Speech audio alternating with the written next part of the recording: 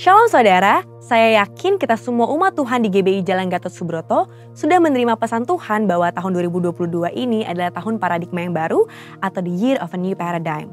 Kali ini kita akan sama-sama membahas tentang paradigma baru dalam 7 gunung. Namun sebelum itu, mari sama-sama kita pahami arti dari paradigma itu sendiri. Paradigma menurut Kamus Besar Bahasa Indonesia berarti suatu model atau contoh yang juga berarti kerangka berpikir. Setelah kita mengetahui arti kata paradigma, pasti timbul kembali pertanyaan dari dalam diri kita. Paradigma baru di dalam hal apa sajakah yang harus terjadi di dalam kehidupan kita sebagai orang percaya? Di dalam 2 Samuel pasal 6, kita membaca bagaimana Daud membawa tabut Allah yang melambangkan kehadiran Allah ke Yerusalem. Pada saat itu, Daud mengalami berbagai peristiwa yang mengubahkan paradigmanya dalam hal penyembahan kepada Allah. Ibadah kepada Tuhan dijadikan sebagai prioritas paling utama di Israel dan kota Yerusalem, tempat tabut Tuhan berada menjadi pusat penyembahan sekaligus ibu kota Israel. Perubahan paradigma di dalam penyembahan kepada Tuhan ini dapat menjadi suatu acuan bahwa perubahan paradigma pun dapat terjadi di segala aspek kehidupan orang percaya. Apabila kita baca di awal penciptaan, Tuhan menciptakan manusia segambar dan serupa dengan Allah agar manusia dapat menguasai dan mengelola Taman Eden sambil menikmati hubungan yang intim dengan Allah. Hal ini dikenal dengan creation mandate atau mandat penciptaan. Dengan adanya mandat ini, manusia secara khusus orang percaya diperintahkan untuk menguasai bidang-bidang kehidupan dengan cara memberikan dampak sosial di bumi ini. Lalu, pada bidang apa sajakah kita perlu memberikan dampak?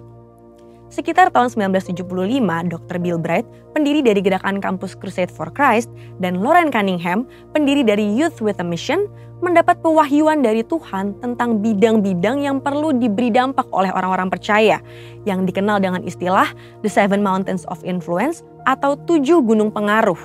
Bidang-bidang ini adalah arts and entertainment, business, church, development of the poor, education, family, dan government. Apakah ada kaitannya antara Daud membawa tabut perjanjian Allah ke Yerusalem dengan ketujuh gunung tersebut? Jawabannya adalah ada. Saudara terkasih, pada saat Daud membawa tabut perjanjian Allah ke Yerusalem, selain merestorasi bentuk penyembahan kepada Tuhan, Daud juga memperbarui bidang-bidang kehidupan lain, yaitu 7 bidang kehidupan tersebut. Dalam Yesaya 43 ayat 18, Tuhan berfirman agar umatnya tidak lagi mengingat hal-hal yang dulu, termasuk kesuksesan yang pernah diraih sebelumnya. Mengapa? Karena Tuhan akan memberikan hal-hal yang baru bagi umatnya, yaitu suatu kerangka berpikir baru agar umatnya dapat memberikan dampak di dalam dunia ini. Jadi, bagaimanakah caranya agar kerangka berpikir baru atau paradigma baru ini dapat memberikan dampak bagi 7 gunung ini? Di dalam Kisah Para Rasul 6 ayat 1 sampai dengan 7 dituliskan mengenai Stefanus, satu dari 7 orang yang dipilih oleh para rasul untuk melayani orang miskin. Seorang yang penuh roh dan hikmat. Stefanus tidak dipilih untuk mengajarkan firman atau memberitakan Injil, tetapi Tuhan memakai Stefanus secara luar biasa saat dia melayani orang-orang miskin itu. Dari kisah Stefanus, kita pelajari bahwa kita dapat membuat suatu restorasi dalam bidang di mana kita ditempatkan. Saat kita berjalan dalam kuasa Roh Kudus. Dengan kuasanya, sama seperti Daud membawa tabut Allah ke Yerusalem, kita juga dipakai untuk membawa hadirat Allah dalam setiap bidang kehidupan yang kita geluti. Artinya, kita menghadirkan doa, pujian, penyembahan, dan mengimpartasikan nilai kerajaan Allah atau membawa otoritas yang disertai hikmat ilahi di marketplace. Di era Pentakosta ketiga saat ini, kita percaya bahwa Roh Kudus sedang dicurahkan secara luar biasa bagi anak-anak Tuhan menjelang kedatangan Kristus yang kedua kali. Oleh sebab itu, kita percaya bahwa pemberdayaan ilahi ini bukan saja akan mempengaruhi gereja Tuhan secara khusus, tapi juga akan membawa pengaruh bagi dunia secara umum. Tuhan Yesus dalam amanat agungnya memanggil setiap orang percaya untuk menjadikan semua bangsa murid-Nya.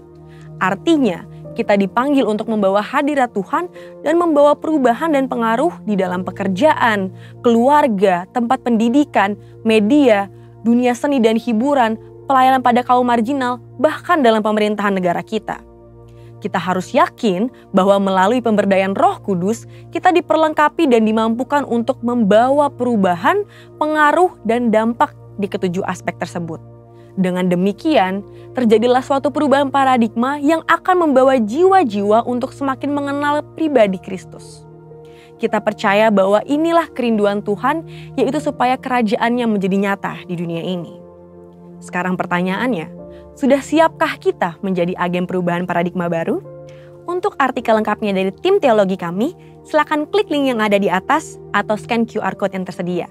Tuhan Yesus memberkati.